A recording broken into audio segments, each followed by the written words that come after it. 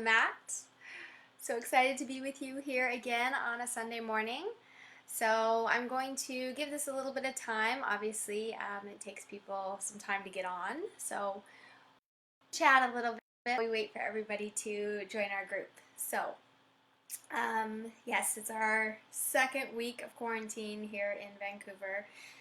Obviously, in different places, you're on different timelines, but 2 weeks, yeah, it's been challenging, hasn't it? I know I've been talking with a lot of people online and on the phone, trying to stay in touch with all of our teachers, and everybody's having different experiences. I find that, for me personally, and I think for a lot of people, it's a lot of up and downs during this time, right? So a lot of people feeling hopeful at times and then fearful at other times, right? The back and forth, the up and down, the uncertainty is really hard for a lot of people.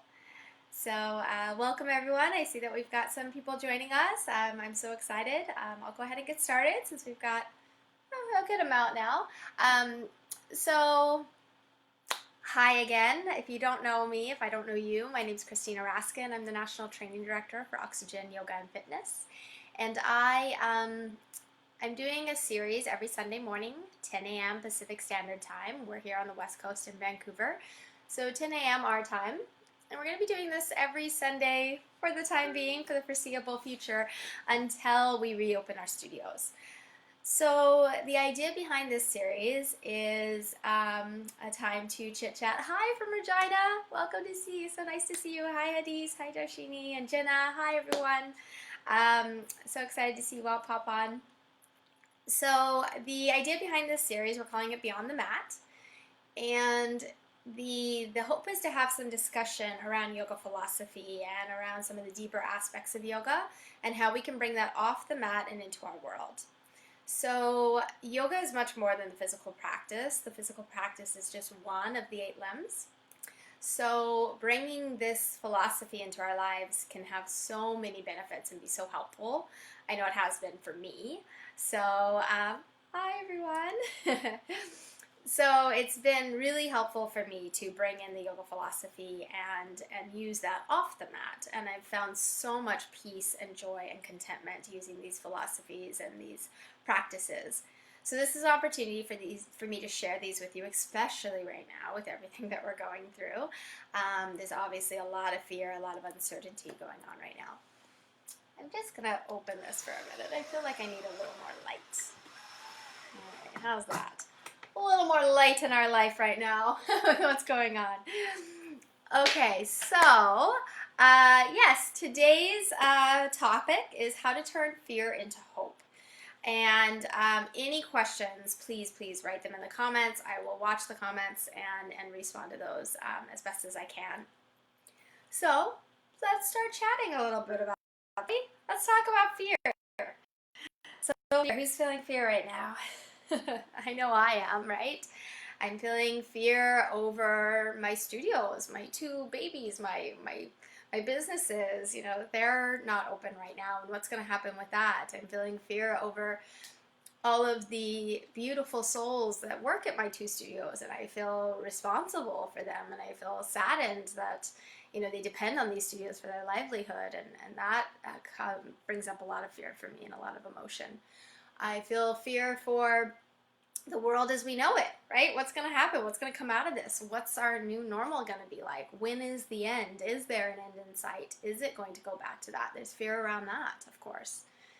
I have fear around my health right now, so that's not great either. So there's a lot of fear going on. I'm sure we all have experienced it. And I just want to start off by saying that fear is not the bad guy. Fear is not something that we need to resist at all cost. Fear is not something that we need to make bad or wrong. I'm not a bad person if I feel fear. I'm not a bad person if I'm acting from fear. We act from fear for a logical reason. It's to protect ourselves. That's natural and it's normal. And if we beat ourselves up for that, if we don't have compassion for that, then we can't move through the fear. So first and foremost, fear isn't bad. Let's try not to make it the boogeyman. Fear is just an emotion. It's a natural emotion. And obviously, fear can be very, very helpful. Say, you're walking down a dark alley and you hear a noise behind you. The fear that you feel is instinctual, and it helps to keep you safe. It'll make me walk faster, get my phone out so I can call someone if I need to. So fear is natural. Yoga believes, and I'm going to come back to that about fear being natural in a moment, but yoga believes very much in this duality of the universe. So if you believe, like yoga does, that we're a divine being having a human experience. So this human experience is in this manifested realm where we have things manifested. And in this manifested realm, there is opposites or duality, the yin and the yang, or the yang. Yin and the yang, hot and cold, heaven and hell, right here on earth. There's this duality, and everything has duality. And the analogy I really love about this is my teacher, Alexandria Crow. She uses this analogy of duality being like a quarter. So when a quarter is on heads, it's worth 25 cents. When a quarter is on tails, it's worth 25 cents. It's the same value. It's the same thing. They're just two sides of the same coin. So hot and cold, two sides of the same coin, yin and yang, light and dark. Two sides of the same coin, this duality. And it's believed in yoga that we have suffering when we want the coin to be on a certain side. So when I only want light, when I resist the darkness, that's when I have suffering. I have attachment to one part of the duality and aversion to the other part of the duality. And so I suffer because I want it to be on heads all the time. And if it's on tails, then I'm angry, upset, frustrated. How dare it be on tails? When I have my job, I'm happy. This is the way I want it to be. When I don't have my job, I'm unhappy. I'm adverse to that part of the duality. So yoga says that we can mitigate the suffering when we accept both sides of the coin. I have my job right now. Great. This is wonderful. I can enjoy it, experience it, have this human experience within it, and be okay with that. I don't have my job right now. Okay, that's right too. I can be okay with that as well. I can be okay with the duality and just realize that that's the nature of the universe, and it's always going to be flipping. It's always going to be changing. You with me so far? Makes sense? Kind of, sort of. I'm just going to peek and see if we've got any. Oh, hi, Ontario.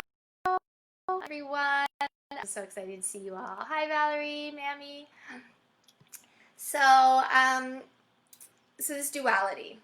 So let's bring that back to this idea of fear. Fear is a natural human emotion. Nothing wrong or bad with it. It just is. Sometimes it's helpful. Sometimes it's harmful if we're in it too much. So this idea of duality at the sides of the coin. So one side is fear. What's the opposite of fear? Love. Love is the opposite of fear. So those are the two main emotions that we have. Every other emotion we have as human beings is based in one of those. So kindness, compassion, understanding, generosity, those are all from love, of course. And then on the fear side, we've got grief, sadness, anger. Anger is based in fear. If you really pull it down to its root, it's always based in fear. Anger, grief, sadness, all of those emotions are based in fear. Now, according to yoga philosophy, fear is not bad. It's just one side of the coin. But also, love isn't good. They're just two sides of the same coin. This is the duality that's the universe. And it's going to be flipping like this all the time. So, bringing that back to how do we change fear to hope? Well, first off, we accept the fear. We don't repress it and push it away and think it's bad or wrong. What's more helpful is to experience it. It's counterproductive to push it down. It's counterproductive to say this is wrong or bad. I'm bad for having this emotion. I need to repress this. Not only will you not be successful, it will come back up.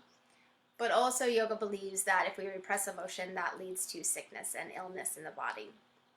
So we don't want to repress the fear. Instead, yoga believes that we feel it, we experience it. So when you feel fear or any other emotion based in fear, sadness, grief, loss, anger, we're actually meant to feel the emotion. to feel that emotion fully and completely. So I actually had this happen to me the other day. I did my morning practice, got up, did my movement, my asana, my pranayama, my meditation. Afterwards, I felt great, like I always do after meditation. Well, not always, but most of the time I feel content, I'm grounded, felt really good. I went to do some work, and out of nowhere, sadness came up. And I was like, whoa, all right, this is what we're doing right now. And so I got off of my computer and I went and I sat and I started to journal, to feel the emotion, to let it come up and move through me. And it did, and it moved through really quick, actually. It was like 3 minutes later. I was like, okay, I'm good. I wrote like 3 lines in my journal and it moved. And I was actually just talking about this with Alex Anderson, one of my greatest friends and one of the leads in YTT. And we were talking about how through this practice of yoga, through this practice of watching our thoughts and watching our patterns and our behaviors and being more mindful with our words and our actions, your ability to move through emotions gets more succinct and more effective, and you start to move through emotions quicker. So I moved through that sadness the other day quite quickly. It was like 3 minutes, and then I was on to a new emotion. And now I'm not saying that that's, there's no pressure or judgment in that. I'm not saying that you should feel that right now. But with experience and practice, it will get faster. You'll be able to feel the emotion and let it go and let it move through you. I mentioned this last week. Emotions are like the weather patterns of your body. I learned that from a great meditation teacher. And they're just weather patterns. One day it's going to be raining, and it's going to be sunny, then there's going to be a tornado, and then there's going to be wind, and this is what our emotions do. And the suffering comes when I want it to be one emotion. When I'm going to be on a certain side, and I'm like, no, I want to hold on to this happiness. I'm going to attach to this happiness. I need this happiness. It's going to flip, and you're going to feel another emotion, and then it's going to flip again, and again, and again. And this is what it does. So, first off, when you feel this fear, feel it. Let yourself experience it. Go journal, go meditate, do whatever it is you need to do. When I was going through a particularly hard health challenge many years ago, I remember at one point I felt strong anger, and I went and I just hit the bed and I was screaming and just letting myself get that anger out. And I felt that anger and I hit the bed and I screamed, and my husband came in and I was like, whoa, are you all right? And then after that I sat on the floor, he hugged me and I cried, and then within 5 minutes we were laughing. And again, not saying that that's how fast it's going to move through right now. It wasn't that way when I first started this journey. It wasn't at all. I would sit in an emotion for 3 or 4 days, and that's totally fine. No judgment in that. But sit in your emotion. Allow that emotion to move through you. Do whatever you need to do. Move the body, do some yoga, do some pranayama, sit with it. Do whatever you need to do to move through the emotion, but not distract yourself from it. So if the yoga asana distracts you from it, then we don't want to do it. And sometimes that is what happens. So sit with it, be present with it, and allow it to move. All right, so that's enough talk about fear and what we want to do when the fear comes up. Let me just see if anybody has any questions coming up. Let me know. I would love for this to be a little bit more of a discussion, so that I can be of service to you and really help support you and what you need. So Hadi says, do you differentiate between pain and suffering and how we respond to that, or should respond to that? Yeah, really great comment. So pain comes from suffering. And I would say that as far as like how do we respond to that, I think sitting with it really is the big thing, because when you sit with it and you observe it and you create some space between you and that suffering, you can start to see where the root of that suffering is. So a really helpful practice in this is shadow work, and shadow work is a huge topic. Maybe we can go into that another talk. But I'll touch on it briefly. So shadow work is this idea that we have this yin and this yang within us, right? We have the light and the dark. And when we start to do shadow work, we start to see the darkness within us. And a really integral part of shadow work is to start with self-compassion Because when you start to look at the parts of you that you don't like, your darkness, if you will, we automatically judge that. We don't like those things about ourselves, whatever they might be. You know, that I'm really judgmental, or that I tend to lie, or whatever it is, right? We all have darkness, all of us. And so, and I'm going to come back to this hadith. I'll pull this back in. It might feel like I'm going off topic a little bit. But shadow work is when you start to look at that darkness within you. And when you start to do that, you have to start with compassion. You can't look at the darkness without compassion for yourself, because what you'll do is it'll be too painful and you'll end up going back and putting your head in the sand. You'll move away from the work that you need to do, away from the spiritual work, and ignore it and put the head in the sand because you don't want to face that darkness. So first, if you're going to look at the darkness within you, the shadow, start with self-compassion and love for yourself. Know that we all have it, and that you're not a bad person that you have these shadows. We all do. And then what you need to do is turn a light on the shadows and see what it is that you don't like about yourself, and really truly look at that. And when you can look at those things, you can start to see your patterns and your behaviors. We're all taught different things as we grow up. We're taught things by society, by our parents. We're taught that we're supposed to be a certain way. I'm supposed to be a certain way because I'm a woman. I'm supposed to be a certain way because I'm a good person. All these things that we've been conditioned. And then what that does is it creates these patterns or these behaviors within us. And we start to repress other things, other aspects of ourselves. And so when we can look at this darkness, what we can do is we can start to integrate that and love ourselves fully and completely as we are. Love the light and the dark, because that duality exists within the world. It exists within us. So pulling that back to suffering, back to Hadith's question, a lot of our suffering comes from these patterns and these behaviors. And so first we have to be able to examine them and pull them apart. And there's different ways, lots and lots of different ways. So we can get into our body. Physically moving the body can help us to unravel a lot of these patterns. That's part of the reason why yoga asana is so powerful. Also, obviously, therapy, psychotherapy can all be very helpful to help us unravel patterns. Journaling can be great. Of course, the one I always come back to, meditation is amazing for that. And taking the time to self-reflect, taking the time to sit down and notice when you have pain or suffering show up in your life, taking some time out of that moment. So whatever happens out in the world, not right now, not out in the world right now, whatever pain and suffering comes up for you, take a moment to sit down and journal and write and try to, we call it peeling the onion. I'm sure you've all heard that analogy. Emotions and things like this are like an onion. There's layers to it, right? The very first layer that comes up, that anger or whatever it is that you go to right away, that's your first layer. But you have to start to peel the layers and get underneath that. Why am I having this anger? Why was I triggered in that situation? And as you start to do this, you can start to find the darkness, the shadows, and start to integrate them back in and start to heal that back in. So one of my triggers, personally, is I was raised to be a go-getter, a worker. Your value and your worth was wrapped up in how much work you did. And if you were resting or, taking time off, then you were being lazy, and that wasn't one of my triggers. I've learned that pattern. Obviously, I see that as one of my patterns. And I allow myself to rest. I allow myself to take baths and read, and I do all that. And it's almost like a rebellion against what I was taught. So I do that, and that's wonderful. However, if people say something that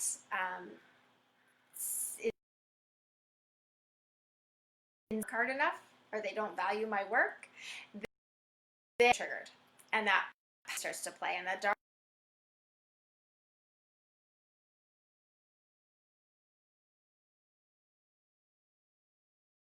ways that we have pain and suffering, according to yoga, is this duality in the universe. And if we have attachment to one and we want it to be a certain way, that causes us pain. But another way that we have pain and suffering is this shadow within us, and not integrating that shadow, not doing work with the shadow. So to mitigate that pain and suffering, we have to have the courage to look at our shadow and to deal with that. Okay, that helps. Yes, a session on shadow work. Done. We will do that.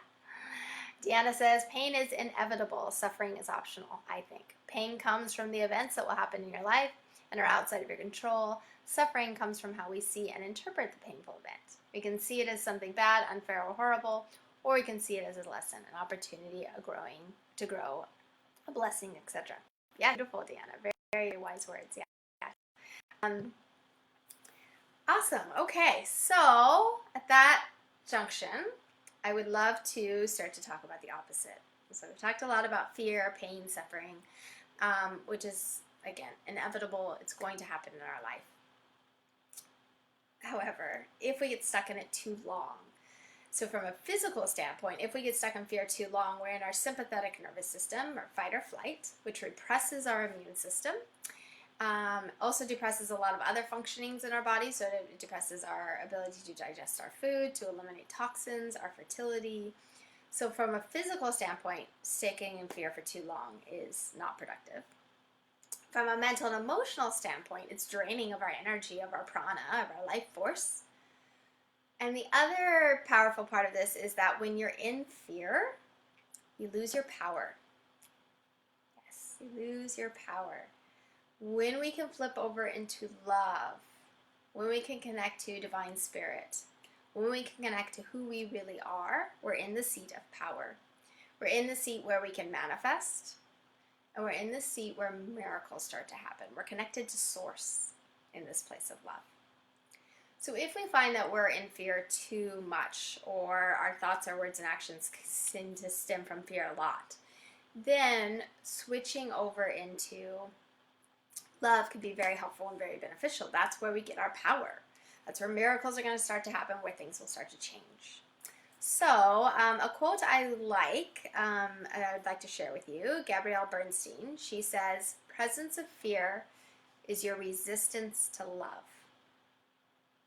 Presence of fear is your resistance to love. Now, I wouldn't agree with that all the time, because sometimes fear, like I said, is you're in that dark alley and you hear a noise. That makes you tiger. You're going to be in a place of fear. However, I would say yes, that's sustained over your life. If you look back at your life, the last year, 2 years, 5 years, 10 years, if most of your decisions, your life decisions, if most of your actions have been based out of fear, I'm too scared to take that new job, I'm too scared to quit my old job, I'm too scared to move, I'm too scared to date that person, I'm too scared to leave that person. If most of your life choices have been based in fear over a sustained period of time, then yes, I think you're resisting love. I know, heavy stuff, right? So I think a good part of this is just to observe what you're doing now in this present, because obviously we're in a very interesting state, a very interesting period of time, and notice how much fear is coming up for you right now, but also over your lifetime. If you look back, do I usually act from a place of love, or do I usually act from a place of fear? Again, those are the two sides of the same coin. That's the duality. All emotions, all thought patterns, all words, and all actions either come from fear or love. So if you peel the onion back, you can find that it either comes back to fear or love. So if you've been perpetually in a state of fear most of your life, then you're resisting love to some degree. Now, why are you resisting love? That's your shadow work. Are you resisting love? Most people are resisting love. I'll just put this out there. Most people are resisting love because they don't think they're worth it. They don't think they deserve it. That's pretty much everybody's root issue, is that I'm not worthy, I don't deserve love, I'm not good enough. Really, truly, all of us need to work on that. Truly, if everybody in the world would work on that, we'd be in a much better, healthier place, I think. So this place of constant fear is our resistance to love. So doing some shadow work on why you're resisting love can be very powerful, very helpful. But let's talk about a couple of other ways that we can come back to love. I'm just going to scroll down a little bit. Hi, Judy. Good morning. All right. So, ways, how do I come back to love? If I notice that I'm in fear, I'm on this side of the coin too much, and it's not being helpful, it's detrimental to my health, physically, mentally, and emotionally, and I want to switch over to love. I want to feel the opposite of fear. A couple different ways we can do that. So one way to really bring anything into your life is mantra. Mantra is very powerful. You can say mantra, you can have like a consistent, dedicated practice of I do mantra in the morning, or it can be something you do all day. So I do mantras all day in my head. When I go for a run, I say a mantra every time my foot strikes the ground. So these mantras are training our brain and shifting our focus, shifting our mindfulness onto certain things. So if we want to shift away from something, we focus our mind on something else, right? The opposite. So a mantra that I like to use, actually, and before I share this, mantras are very specific and very personal for you. So feel free to adjust this in any way that speaks to you. If it doesn't totally jive with you, it doesn't have to be this exact wording. We want it to resonate with you, and we want it to inspire you.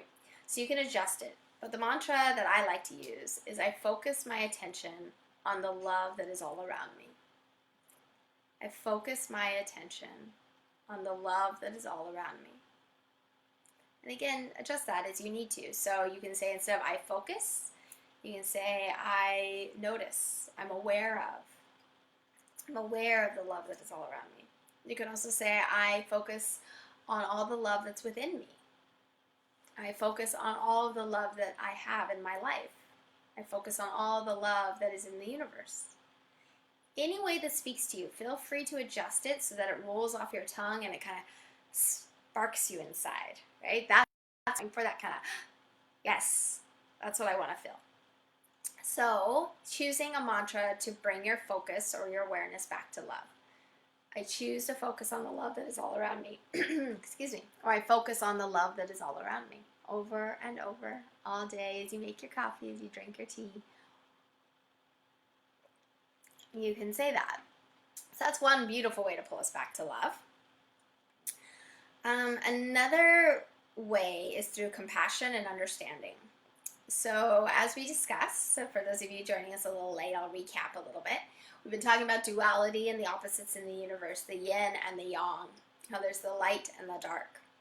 And with fear, that's one emotion. The opposite of that is love. So every single emotion we have is either based in fear or in love. Those are the two sides of the same coin. So if you find that you are having a feeling that's fear-based, a lot of times focusing on compassion or understanding, which are on the love side, can pull you back. So a great example of that is judgment. Judgment is fear-based. Every judgment you have.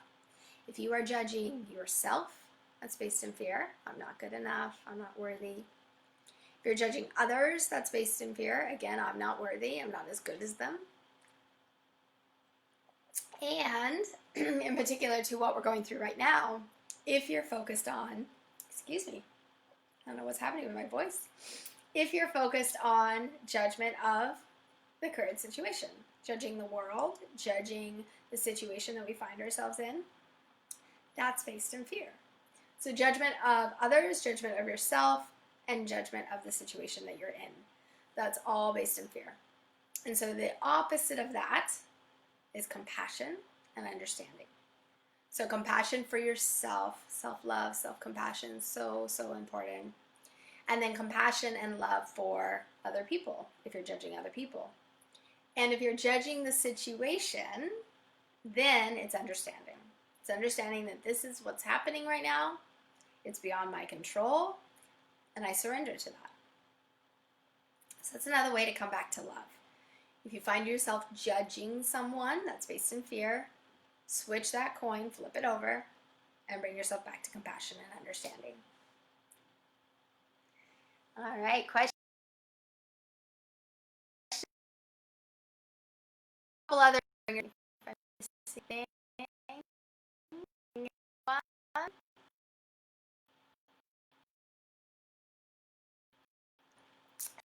So to bring ourselves, oh yeah, Deanna says, Gabby Bernstein, again, who I quoted, she said that she's got a book called Judgment Detox. I actually haven't read that one. I've read her, one of her other ones, but Judgment Detox by her, and Deanna says is really great. So, all right, so let's come back to this idea of flipping the coin from fear to love. And from this place of love, we find hope, right? From this place of love, we find the hope that, hi Amy, so nice to see you. We find the hope that things will change, which they will, because everything changes. It's the nature of the universe. It's just what it does. It always changes.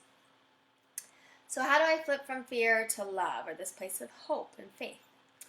Another way is to watch our thoughts and to change our thought patterns.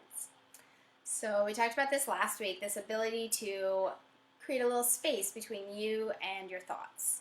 And that happens mostly through meditation. It can also happen through mindfulness and throughout the day, constantly trying to watch your thoughts. And it gets easier with time. It gets easier as you become more balanced. When you physically become healthier in your body, you're eating healthier, all of that. When your energies are balanced, your yin and your yang, your masculine and feminine energies, it becomes easier to watch the thoughts.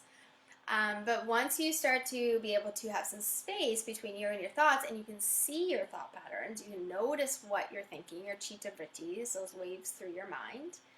When you can start to watch those, then we can start to change them. We can start to see thought patterns that aren't helpful or healthy, and we can choose a different thought pattern. So I have a mantra. It's not really a mantra, a saying I like to use. And this can be used for any thought pattern that's not helpful. But in particular, for fear, the phrase I like to say is, I recognize this thought is not helpful. The other word you could say is not healthy. Again, up to you. Choose a word and a thought pattern that works for you, and a word and a thought pattern that inspires you. So I recognize that this thought pattern is not helpful or not healthy. I forgive myself. Very powerful. I forgive myself and I choose love. I forgive myself and I choose love. So this phrase can be used for any thought pattern, but if you notice that it's fear-based, I choose love. Again, that's the opposite of fear. I choose love. I recognize that this thought pattern is not helpful. I recognize that this thought is not healing. Forgive myself, and I choose love. Or I choose the opposite, whatever that is, depending on what your thought pattern was. But in the sense of fear, and really love's the opposite of all thought patterns that aren't helpful, so love will always work. But you can, again, change that. So you can make it completely the opposite of whatever the thought pattern was. So this is another way to switch your thoughts, basically. To switch from, okay, I see that I'm having a negative thought pattern, a thought pattern that doesn't help me, that's not helpful, and I'm going to choose the opposite, because it is a choice. Your thoughts are under your control. How crazy that sounds. I know for me in my 20s, I was like, whatever, they are not under my control at all. They go everywhere. But they actually are. It takes time, it takes practice, it takes balance. Like I said, balance in your, in my 20s, I was not balanced at all. I wasn't balanced on my diet, I wasn't balanced on my sleep, I wasn't balanced on my energies. So as you become more balanced in all of those, it becomes easier to watch your thoughts, but they are under your control, and you can choose to be in fear or in love. It is your choice. So that's another way to bring ourselves back into this state of love. When we notice a thought pattern that's not helpful, I recognize that this thought is not helpful or healing. I forgive myself and I choose love. So I forgive myself. That's really important. It's an important aspect. And it's about our shadow work. So it's important because you're starting to see your shadow. You're starting to see your inner darkness. You're seeing the way that you judge people, or the way you operate out of ego, or the way that you lie to people, or whatever it is, the way you manipulate people. And we all do these things. We all do. So no judgment in that. Love and compassion for you, love and compassion for me, love and compassion for all of us, because we all do it. So when you start to look at that shadow work, when you start to see that, when you start to see these thoughts that you have about other people and about yourself, and you're like, whoa, I can't believe I just thought that about myself. How horrible. We have to forgive ourselves. We have to move from a place of compassion. We have to forgive ourselves. That is so integral to the work. Because if you don't forgive yourself and you don't have compassion, like I said, you're going to go, oh, this is terrible. I don't want to look at this stuff in myself. I don't want to look at those thought patterns. I'm going to run away and put my head in the sand.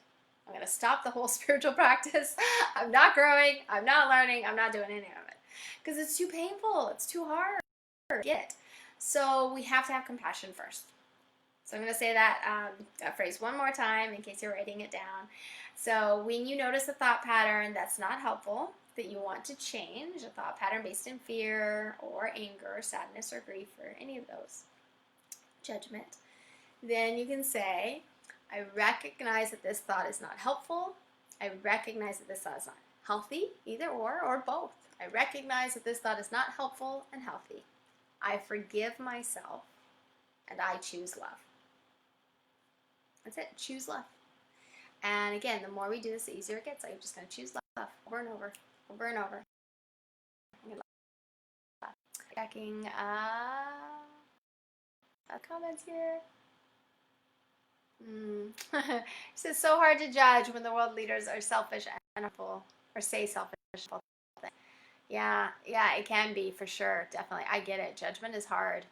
I was raised in a very judgmental household, and part of my early spiritual work was really around compassion and letting go of judgment, and realizing that those shadows, that darkness that some people show more than others, we all have it within us, right? And we have to come back to, how are we the same? How are we one? Yoga believes we're one. So even though they're having these moments where they're showing a lot of their darkness, instead of judging them, we have to realize that we're all one and the same. They're coming from a place of pain and fear, and they're just on one side of the coin. They're on the fear side. They're not on the love side right now. It will change. Will it change in this lifetime for them? Maybe. Maybe not. I don't know. But yoga's place is not to judge others or to try to fix others. It's more for us to work on ourselves, right? And our own stuff that's going on. You believe that you can be judgmental just towards yourself and not to others, Deanna asks. Yes, 100% I do.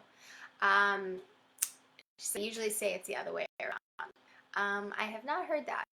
I would say, I definitely think you can be, because the thing is like I said, most of us, and if you talk to any psychologist or anybody in that field, therapist, they will generally say this as well, that most of our darkness and most of our shadows come from this belief that we're not good enough, that we're not lovable, that we're not worthy. Something like that, right? It's basically the same root, just not good enough. And so we all have that. We really, truly all have that. And so that's judgment of myself, right? Why am I not worthy? Why am I not good enough? I'm not skinny enough. I'm not successful enough. I'm not rich enough. I'm not pretty enough. I'm not whatever it is, right? Those are all judgments of ourselves. I think definitely that we are. I think there are, again, two sides of the same coin. When we can have compassion for ourselves, it's easier to have compassion for others, and vice versa. They go together. When we judge ourselves, we judge others, and they go together, right? So no, I definitely think that you can be judgmental of yourself and more compassionate and understanding towards others, because I think that comes from a belief of they're better than I am, so I can have compassion for them because they're better. I'm not as good, so I'm going to judge myself and not have compassion for myself. And when I first started to do shadow work, I had to look at a lot of things that I did in my 20s that I was not proud of, and I had to forgive myself for that and have compassion for myself. And the ability, even though I'd worked on compassion for others for years, the ability to have compassion for myself was really hard. The ability to have compassion for myself in the sense of, how hard it was for me to meditate and to sit down. I judged myself for that. Oh my God, so hard. And the ability to learn to have compassion for myself allowed me to have even deeper compassion for others, for sure. See what else we got. Carlene is bringing up a prayer. So I don't know this one very well. I'm pretty sure it's from Hawaii. I've heard of it, but I haven't done it. So I'm going to probably butcher this, but Carlene, I'm going to try to share it. The Ho'oponopono prayer. I do think I've done that at some point. I can't remember. That was years and years and years ago. But yes, that one too. I think there can be growth without pain. Good one. So, Yes, it depends on. So I'll tell you my personal opinion, and then I'll also talk about yoga philosophy. So yoga philosophy, just like any philosophy or any life lifestyle that we choose, it's interpreted differently by different people. Right? Everybody interprets it a little bit differently. And this self-help world that we live in is different than yoga, although it has a lot of similarities. It is different. But a lot of times it gets crossed over and they get kind of mixed up and confused a little bit. So depending on who you're talking to in the yoga world, I try to get my knowledge from Sanskrit scholars because they're the ones who know how to read the Sanskrit and can translate it hopefully as accurately as possible. So depending on who you're talking to and how they're interpreting the yoga philosophy, it is believed that we are here to learn lessons. And it's believed that we're here to grow and to evolve. So it's believed that we are spiritual beings that have manifested into this human world. We're having a human experience, and we're doing that in order to learn that we actually aren't the human, that we aren't this duality, that we aren't part of this manifested world. But we need the manifested world to learn who we really are. So as a divine being, we don't understand that we're pure love, pure light, pure joy, that we're all of those beautiful things. We don't know that because we don't know the opposite. I can't know love if I don't know fear. I can't know light if I don't know dark. So in this unmanifested realm, I'm complete light. I have to manifest into this world of dualities to learn what that light is. So I have to be in the darkness to learn the light. I have to look at the shadow within me to realize the light within me. So we are meant to be here in this process of reincarnation over and over, born over and over, to learn and to grow and to evolve and to realize that we are the light, to realize that I'm this divine being. And so the process, according to yoga philosophy, is to have this pain and this suffering, to learn and to grow, and to realize who I really am. So the pain and the suffering is an important part. In Sanskrit, it's called tapas. Tapas is defined like many Sanskrit words. The joke is that Sanskrit words have 5 different meanings. So tapas has 5 different meanings, but it's burning enthusiasm, it's fire, it's discipline, but it's also can be pain. And it can be pain, fire can be painful, in order to change us. So we're put into these adverse situations or adversity. We feel the fire in order to change and transform. Fire transforms things, right? So yes, it is believed in yoga philosophy that you need pain to have growth. So again, that's another reason why the pain and suffering is seen as neutral. It's not good or bad. It's not a bad thing. And I'm going to tie that back to Valerie's comment about our world leaders and about how it's hard not to be judgmental of people when they are being mean or, abrasive or angry or working from a place of fear. So tying that back to adversity and how that grows us, one way that I was able to come back to compassion a lot more is realizing that people acting that way allowed me to learn and grow. If there weren't people in the world who were mean and angry and did bad things, we wouldn't be able to learn. So I've been able to come back to compassion for some people who did some pretty awful things to me in childhood. And I've been able to come to compassion for them because I was able to learn through that. I wouldn't be who I am without that pain and that suffering. I wouldn't have probably even gone to yoga or spiritual practice if it wasn't for all that pain and suffering I had as a child. And so through that, I was able to grow and become who I am and realize that I am this divine being and connect to that versus thinking I'm just my human form.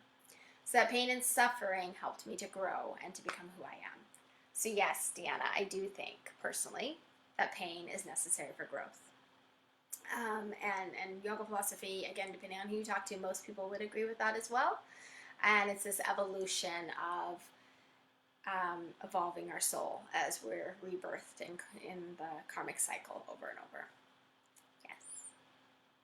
All right. So please, if you have any other questions, please put them up there. And I'm going to talk a little bit more about how to switch ourselves from fear into love. So for those of you who are just joining, we're talking about the duality of the universe and how all emotions are either based in fear or love. And if I notice that I'm in fear too long, too much, it's causing me extreme pain and suffering. Flip script and flip the coin to the other side.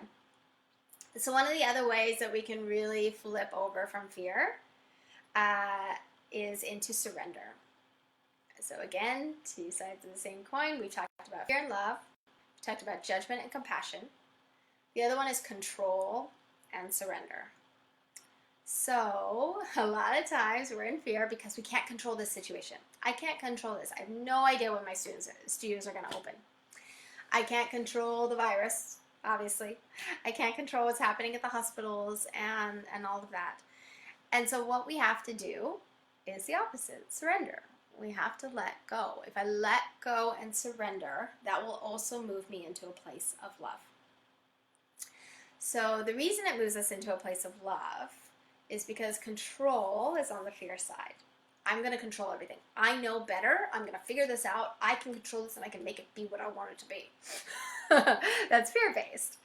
The love side is I trust that I'm okay. I trust I'm going to be fine. I trust that I'm supported.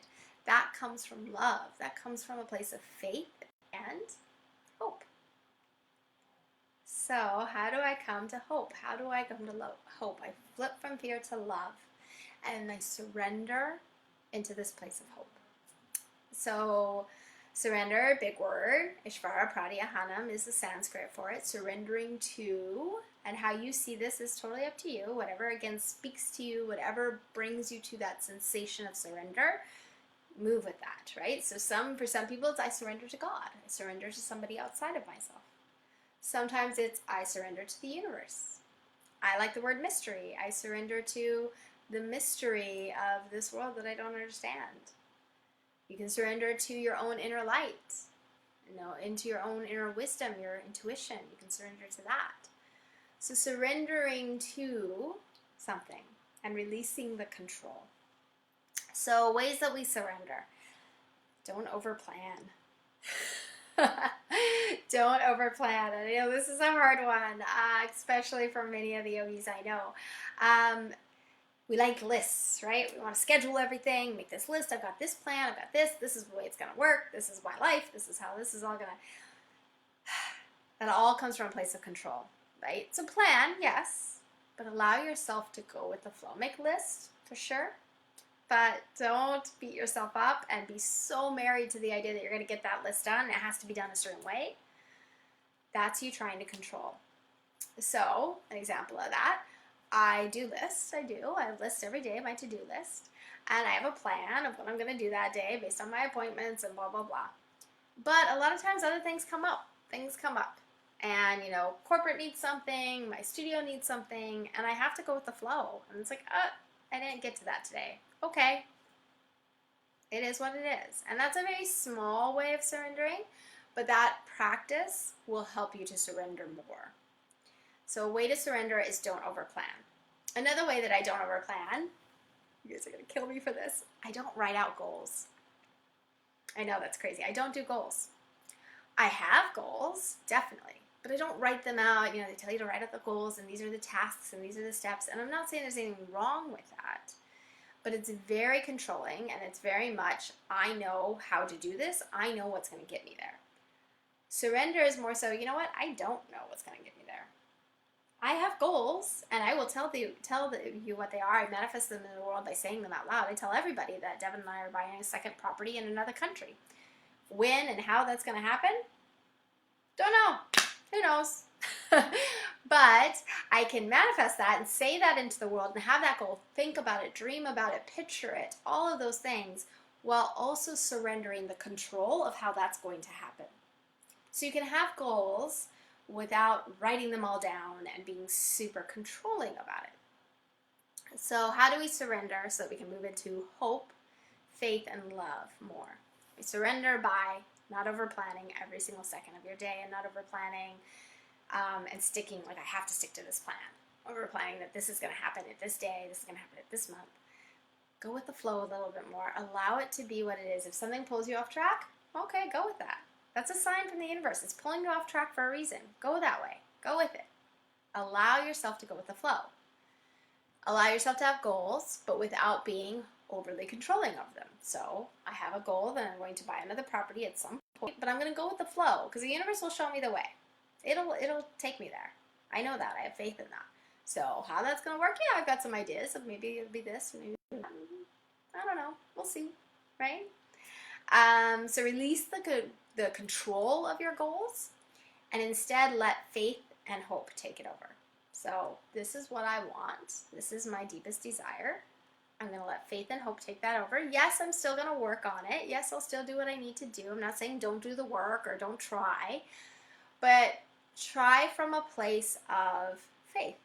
I'm going to do the work from a place of faith. I know this is going to come to fruition, and it's going to work out somehow. I don't know how. I have no clue. So that's another way we surrender. Have goals, but not overly controlling them. Allowing yourself to go with the flow and acting from a place of faith. I have faith that things are going to work out. Right now with my businesses, I have faith that things are going to work out. How? I don't know. I'm still taking action. I'm talking to my landlords, trying to get a discount on our lease. I'm, canceling a lot of services to minimize our cost. I'm taking action, but I'm taking action from a place of faith instead of I know what the end game is. I know what that path is. Because I don't. I really don't. And so I'm just going to have faith. We'll see. Now, don't get me wrong. Fear comes up. And when it comes up, I feel it. And I let it move through me. And then I try to use these tools and giving you to flip back over to love and faith. So a couple of other ways to surrender. Actually, let me scroll down and see. Ooh, I am missing some. Oh, thank you, Valerie. I'm glad you like that. All right. Hi, Desiree. Good to see you. All right. So a couple of other ways to move ourselves from fear into love, faith, and hope. So we're still talking about surrender and ways to surrender. Okay, surrender is a big word. Ishvara Pratyahanam in Sanskrit. So how do I do that? I know for me, that's a really hard one. So that's why I'm trying to give you guys exact measurable tools of how to surrender. So don't overplan. Go with the flow. Allow yourself to be pulled. If something pulls you, allow yourself to go that way. Go with the flow. Release your goals. Let faith and hope take over on those goals. And when you act, you still act, of course, still do things. And when you do, come from a place of faith. I'm just going to do these steps like we talked about last week. We talked about do the things you can, control the things you can, and surrender the rest. So I'm still going to do what I need to do to work towards that goal. But I'm going to surrender the outcome. And we'll see. It'll work out how it's supposed to. I might get that goal. I might not. But either way, it's the universe doing what needs to be done. Two last things on this, on how to surrender. So this moment right here, right now,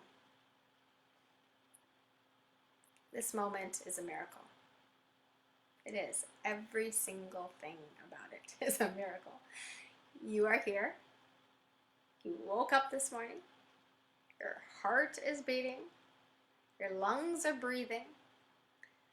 Your digestion, all these internal organs are working together in perfect harmony, in love. They have no fights or distress.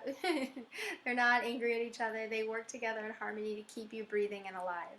That in and of itself is a miracle. Everything in this manifested world is a miracle. Truly. This flower is a miracle. So coming back to the miracle of this present moment will help you to surrender. And the reason it does that is it helps you to see something bigger than yourself and something that you don't quite understand. But it's also something that you're connected to. It's something that you're part of. You are part of that. You are the bigger energy. That's your white light. That's who you are. So taking a moment to appreciate this miracle and everything around you and the love that is around you that helps you to surrender and go, wow, this is all here to support me. This is all here so that I can learn and grow. This is all here so that I can realize I'm a divine being having a human experience.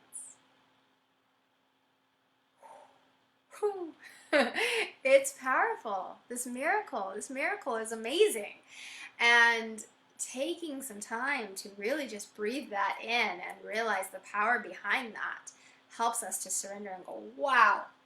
Now, I don't understand what created this. I don't know if that's a who or what that is. I don't get that. I don't know. But at some point in time, tea was created, cups were created to hold that tea that I love so dearly. And this amazing, beautiful experience that I get to have at this moment in time with all of you online, filling up my heart. This is beautiful.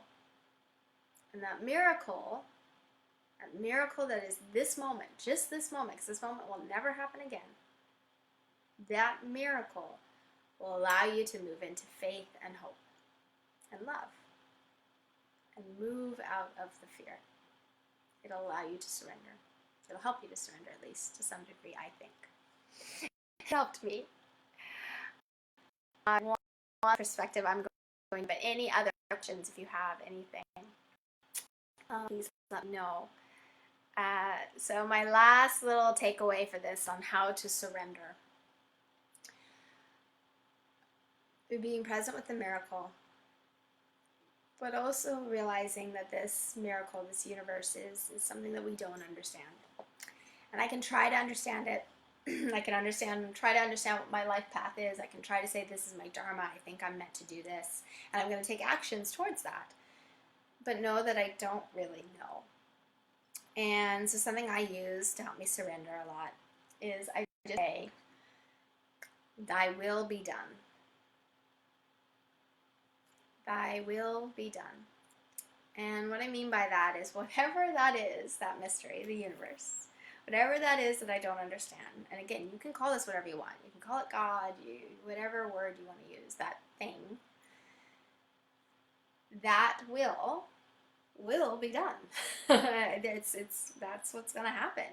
Whatever's going to happen in my life, I mean, I will do my actions and I will control what I can control for sure. But there's a lot down there I can't control. And so I can say I have these goals, I have these hopes. My hope is that my studios will reopen. My hope is that I will buy a property in another country at some point for Devin and I to vacation to. These are my hopes. These are my goals. And then I surrender and I say, thy will be done. If that is within your will, it will happen. I know it will. And if it's not, something else will happen. And you know, from my personal experience, 42 years on this earth, whenever there's something I really, really want, and it doesn't happen, something better comes along. Something else happens, and then I look back and go, oh yeah, that's why that didn't happen, because this was supposed to happen. And this couldn't have happened if that happened. And I've got so many experiences like that in my life, so many. And yeah, thy will be done. I can have goals and dreams and hopes, but I surrender it to this mystery. I surrender it to the will of the universe. And thy will be done. Allow me to act from a place of faith and hope. Continue to take action, but release control of it. And when I can release control, I can control what I can, I can let go of everything else, and then I can be in a place of love, and hope, and faith. Faith that it's going to be okay, because it is. It really is. You're going to survive this. I promise. Okay, that's all for me today. Thank you all so much for joining. I really appreciate you taking the time. I hope you gain some value from this. Ah, yeah, Valerie. Yeah, the analogy of the river. How a river gets to the ocean. It meanders. It's not direct, right? A river goes down and then it goes this way and to get to the ocean. The other analogy they use with that a lot is the boulders in the river, right? It hits a boulder and it's its obstacle or the thing that didn't go the way it wanted to, and then it redirects it. And it redirects and it redirects. All right, you're very welcome, Hadis. My pleasure to share all with you. So thank you all so much. Please, so Valerie mentioned that she liked the idea of doing shadow work, so maybe I'll do that next week. But I was going to say I'd love to be of service to you. I'd love to give you the content that you want and you desire, and support you in any way I can. So message me. You can message me here or message me on my Instagram, Christina R Yoga, and let me know what you want to hear about, and maybe I haven't decided the theme for next week, so I want to judge that and base that on what you need and what's going to help you. So thank you all so much for taking your time and your Sunday morning with me. We'll be here again next week, same time, same place, 10 a.m. And I look forward to seeing you all again soon. Thank you. Namaste.